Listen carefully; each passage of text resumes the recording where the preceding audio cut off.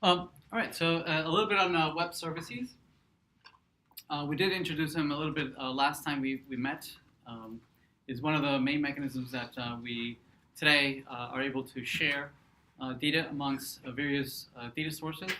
It was originally the idea was that to foster integration between disparate systems, right, where we could find a mutual language for systems that even though they might use different infrastructures, they might use different schemas, they might use different technologies, that they could, in any case, be able to share data and integrate, right? Where you might have multiple business-to-business relationships between financial institutions, resource providers, the manufacturing and delivery and whatnot, right? They could all integrate and automate the entire process. Okay, and it was fairly challenging since each one of those players might have different schemas, might represent the data in a slightly different way, different data types, different relationships. Some of them might be fairly normalized, other ones might be fairly flat. Nevertheless, we need to be able to integrate a lot of that. There was a lot of international effort to promote the world trade between various institutions, and there's a lot of standards that went out. The UN put out quite a bit of standards out there, again, so that companies that were in a particular industry, they can all talk to each other, right? So that it was standardized on what do we mean by renting a car, what does it mean to buy a ticket on a plane, when you buy certain goods, what does it mean? Let's all use the same definitions, right? The same schemas, so that when we do trading, we can all follow the same. We're all talking the same language. And again, XML, it became very fairly popular since it was very easy to parse. There's plenty of XML parsers and converters and transformers that could be converted any number of proprietary representations, and there was a lot of effort that goes into that. One of those efforts was of looking at how is that we can standardize a schema that you might have, where you might have various relationships, UML diagrams between various associations between various classes, implemented as schemas or either relational databases or non-relational databases, and can we standardize how would we allow folks to be able to navigate any data map, right? Where you have any data set where each record is a data point, right, and that it's related to other data points in the data set. Right? How could we standardize some of this some of the axes of this, right? So some of the ideas surrounded the idea of using universal resource locators in its entire sense, right? By universal resource locators, where a resource, the most common resource that we're most familiar with is an HTML page, right? That's the one that comes up to mind immediately. But actually, it has a much broader sense, right? That not necessarily is just some ASCII text file stored in somebody's server and somebody's file system, but literally any resource, right? Where this resource might be a physical resource or it might be a virtual resource. Okay, so in the sense that in the context of a data set, right, or any database data set, any record, any particular instance of a record stored in a file, inside of a table, right, that's stored in some file in some database, right, is a potential legitimate resource. That row for me is a resource, right? It's a data point, and I would like to be able to navigate a data set, right, using this notion of universal, where everything has an address, has a unique address that if you give it to me, I'll be able to retrieve a particular anything anywhere in the universe, right? So URLs somewhat fit that capability, right? They have a protocol, right? That kind of tells us what kind of language are we going to encode things on, right? That tells us what machine is this being stored in? 1, 2, 3, 4, 5. That's 6, 7, 8, 9. Perhaps a port number, and then a hierarchical path, that would allow you to navigate multiple hierarchies that are perhaps nested inside of another, right? Where you might have some namespace, some top level namespace, and then followed by multiple hierarchies that allow you to follow a particular hierarchical branching mechanism that one of the leaves is the actual resource that you're looking for, right? So this idea has been around for quite a while, not necessarily for databases, but in general, right? It kind of fits the bill of being able to find things in any hierarchical structure, right? And certainly databases can follow that kind of structure. So the idea was that, hey, let's use this mechanism to be able to perhaps navigate a data set, right? Where these might be references to a particular table, followed by perhaps a particular record in that table, perhaps identified by a unique identifier, right? Followed by a particular child of that parent, right? It might be B, and then followed by the particular instance that in that record 2, 3, 4, right, and so on and so forth. We can C, and then a particular record in there 4, 5, 6, right? So this would allow you to this mechanism will allow you to follow a hierarchical path within a hierarchical data structure and navigate the entire data set, right? So this was the idea of RESTful APIs, right? That will allow you to map any schema, right, to any URL. Okay? Now the interpretation and the syntax of this URL follows a very predictable pattern, and it has different meanings, right, depending on the syntax.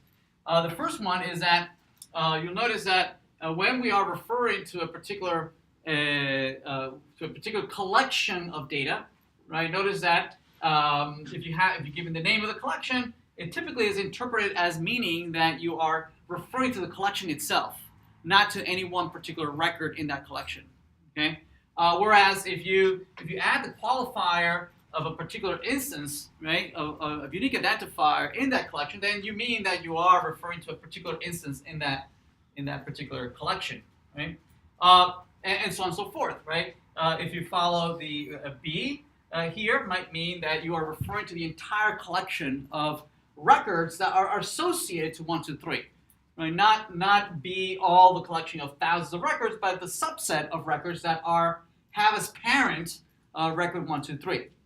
Okay, and then you could continue as you identify any particular record, subset record. You can then refer to that record, or then say, well, I want all the elements in C, right, that have as parent 2, 3, 4. Okay, all of them. I want all of them, or just a particular one. Okay, does that make sense? Okay. So this would allow you to refer to any point in the data set, right? The next thing was that we want to be able to standardize the types of operations that we want to do on the data set, right? Certainly, we identify all the 4 common operations. We like to be able to create instances. We like to be able to read, update, or delete. Now, in the RESTful syntax and in this RESTful idea of being able to refer to data sets, we like to be able to also create read, update, or delete any one of these elements, right? So for instance, if we would like to be able to create a new element, typically we would use what is called a post, right? Again, using whatever verb or whatever action is specific to the protocol that you're using. In this particular case, we're using HTTP, right? Since we're using HTTP, then we use the verbs or the actions specific to that particular protocol. Different protocols might have different methods, different actions, okay? And we would all agree on what are the various methods that we would use to either create, read, update, or delete elements on that hierarchy. So if you like to be able to create a brand new record in the collection A, you would post to the URL A, right? And you would not specify an ID because presumably it's a brand new record that you're creating, right? And so you don't know the ID, right, of something, but you are creating something onto A. If you are reading, then you would use the get command. You would instead use get, right? Since get is meant for retrieval, presumably, and get A is interpreted as I want all the elements in this subset, right? And the set would be the set A. In this particular case, it would be all the elements in the table A, all the records. I want to look at all the records in the data set. Or if you want to be a little more specific, you would provide the ID of the element that you want to read, and this would be a single record in that collection A. Okay? Or if you want to keep going, then this would be B, right? I want to read all the records in B whose parent or foreign key refer to the parent 1, 2, 3. Okay? I don't want to see all B, but I want to see only the subset whose parent is 1, 2, 3, and so on and so forth, right? So this is just a record 2, 3, 4 in the collection B. Okay.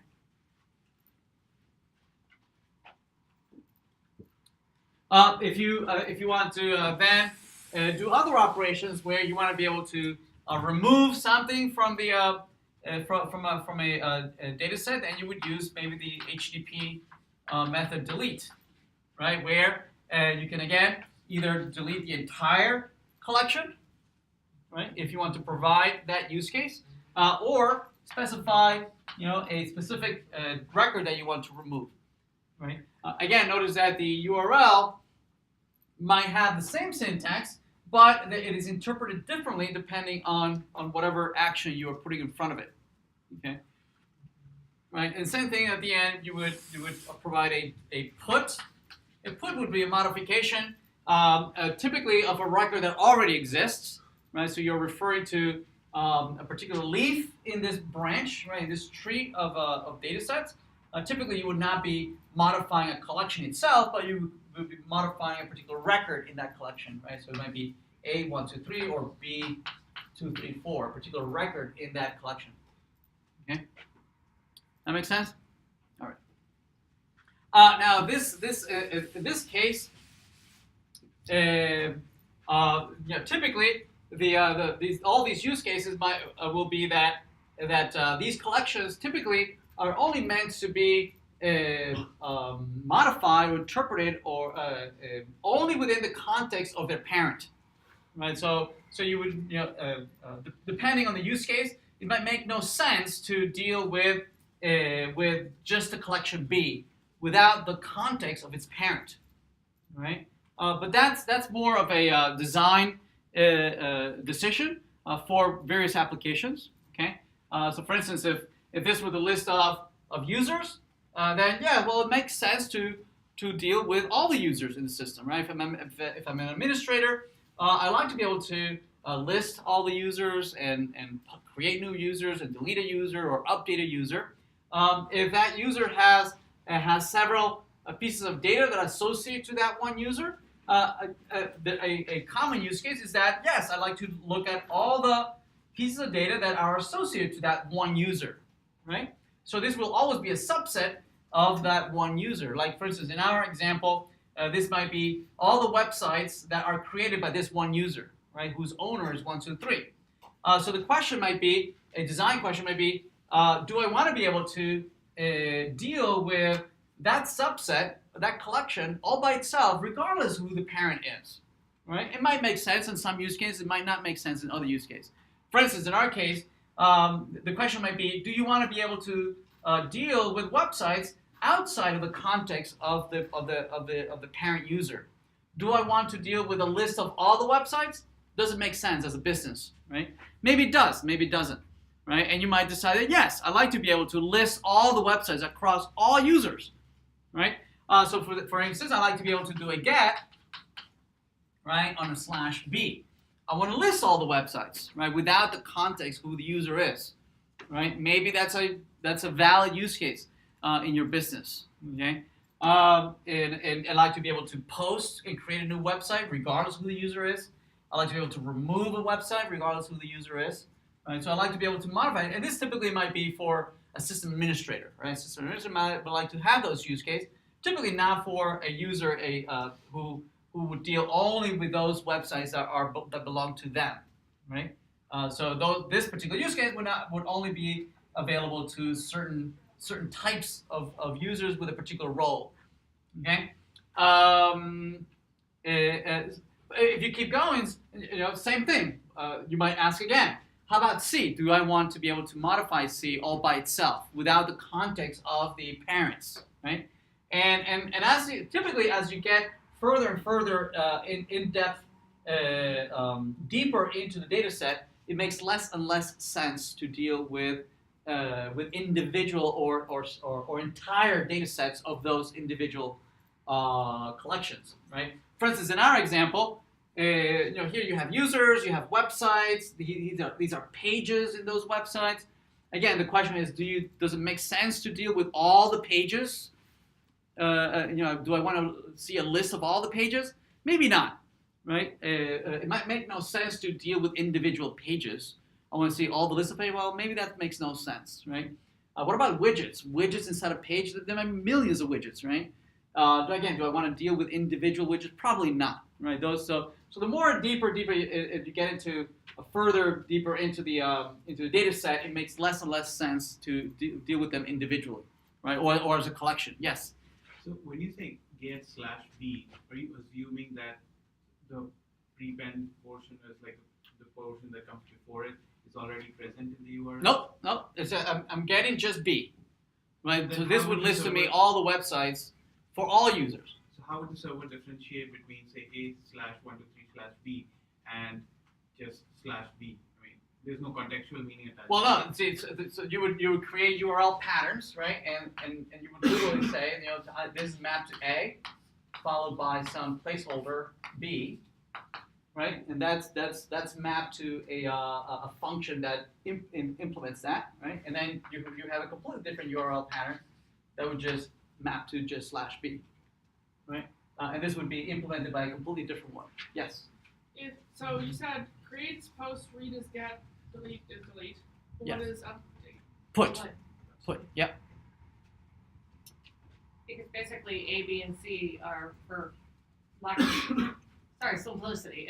They're basically folders. It's folder structures. So you would just go direct to this folder versus going direct to this folder. It's all in creating the path to get to it. Yeah, exactly. Yep. And in hierarchical systems like this, where you have parent, where it's very, very clear who the parent is and who the child is, there's a one-to-one relationship, right, with the hierarchical organization of your data set, right, and the hierarchical structure that slashes and dot notations, right, all these hierarchical dot notations that we've invented, right. There's a one-to-one relationship. It's a little bit less clear when you might have a many-to-many, right? Where, for instance, if this were movies and actors, right, where there is no clear parent and clear child, right? It could be navigated both ways, right? A common question might be, I like to, given a movie, I like to see all the actors, right? Or the vice versa. Given the actor, I like to know what all the movies are, right? And so you might provide both ways to navigate this, right? Where you can start with, give me all the movies, right? And for a particular movie, I want to see the actors, right? And a completely legitimate question might be, I want to go the other way, right? Give me the actor for a particular actor, give me the movies, right? And you would perhaps implement both, again, depending on the use case. If your business needs, right, be able to navigate it both ways, right? Where it gets complicated is that in relational databases, this is a very, very easy way to implement this, right? Because relationships is the natural way to implement this in relational databases, right? And non-relational databases is a little more, could be somewhat a little more challenging since in non-relational databases, typically when you store data, if you have various movies, B1 and B2, it's very, very common that you would store here also all the actors. You say actors, and you would store A1, A2, A3. It's a very common thing to do, at least to have the IDs. And so you have B2. Also, you have all the actors, right? Where some of them might be redundant here, right? So A1, A4, A2, perhaps. Okay. So here, since the data is kind of embedded inside of the attributes that are listed from the parent, okay, be able to answer the other kind of questions, it's kind of have to be redundant, right? Where if you have this kind of information, you would also have for A1, right? You would also have the movies, and the movies would be listed here. There's B. Sorry, it would be B's, right? This would be B1 would be listed here. So kind of there might be some redundancy here, right? Because the preferred way of storing data in a non-relational database is that the data would be embedded, right? There would be no need to join, right? No need to have this information and go to the other collection to retrieve the data, right? So if you have these kinds of many-to-manys and lots of relationship going all over the place, right? This is one of the reasons you might decide, well, maybe non-relational database is not the way to go, right? Perhaps if you have all these kinds of relationships, perhaps I should say in the relational world. But we'll explore a little more non-SQL a little later. What I did want to introduce is this notion of coming up with maybe not a standard, but a common way that we can all decide on what the syntax of these URLs should be, right? And how they can map to the schema and the organization of your data in the back end. Okay. Many APIs out there that they say that they're RESTful. They're not necessarily RESTful. They don't follow these kinds. So they're not truly RESTful. For it to be RESTful, typically they follow a very specific syntax, right? An organization of what the resource locators they have a mapping to their backend relational database. That makes sense? All right, so let's implement a couple of these in Java. I believe we did a little bit of this in Node.js. Did we do that last week? I forget. If we did, okay, then we'll do it in Node.js as well.